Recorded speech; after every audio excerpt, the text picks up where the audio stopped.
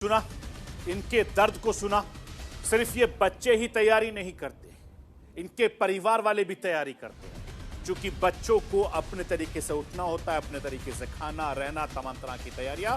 और जितने परेशान ये बच्चे होते हैं उतने ही परेशान इनके परिवार वाले भी होते हैं। लेकिन जिस तरीके से अंक आए हैं, जिसको लेकर देश भर में विरोध प्रदर्शन हो रहा है, कोई सुनने वाला नहीं है, कोई कहने वाला नहीं है।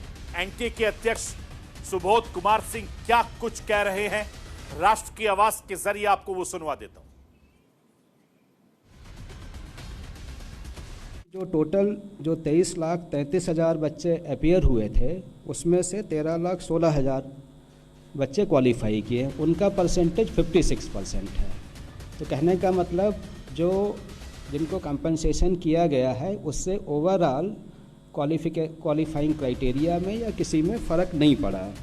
और जो इनका एवरेज भी है, जो बिफोर कंपनसेशन 164 नंबर का था और आफ्टर कंपनसेशन 192 नंबर का था। और जो टोटल 23 लाख लोग हैं उनका जो एवरेज मार्क्स है वो 217 है।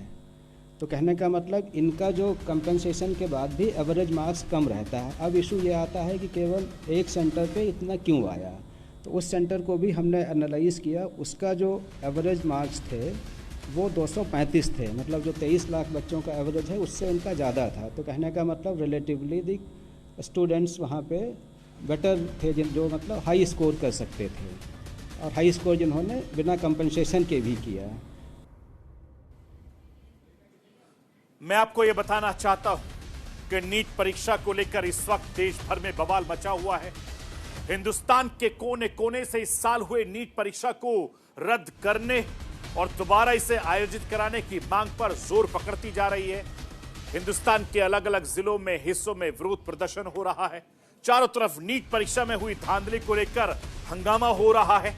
इसे लेकर सियासत भी तेज हो गई है। विपक्षी पार्टियां सरकार पर सवाल उठा रही हैं। चुनाव के दौरान ही विपक्ष ने पेपर लीक का मुद्दा खूब जोर शोर से उठाया था, और अब नीट परीक्षा में हुई धांधली ने एक बार फिर से नई सरकार पर हमला बोलने का विपक्ष को बड़ा मौका दे दिया है। विपक्ष अब इस मुद्दे पर हवा दे रहा है, केंद्र सरकार को घेरने की कोशिश कर रहा है।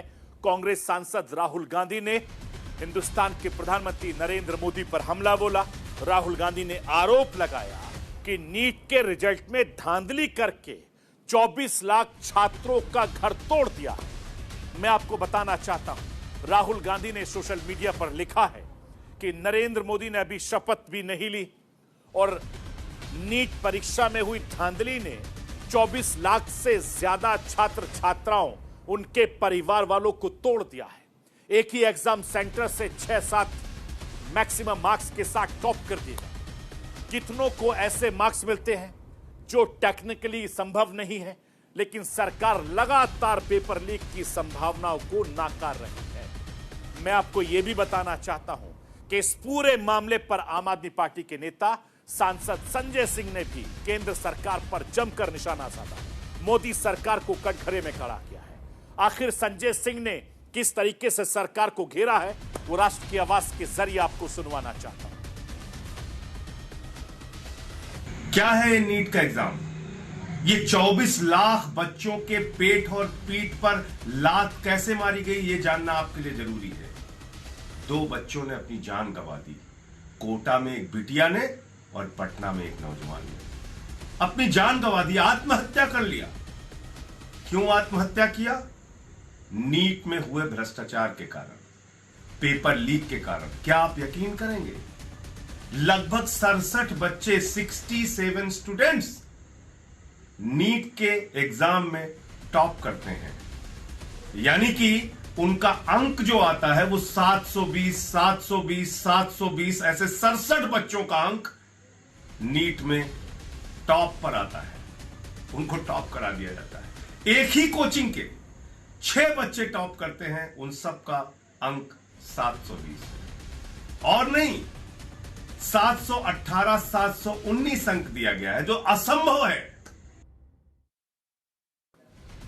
मैं आपको यह भी बताना चाहता हूं कि नीट रिजल्ट में किसी भी गड़बड़ी से इनकार करने के बाद एनटीए का रुख अब डिफेंसिव नजर आ रहा है।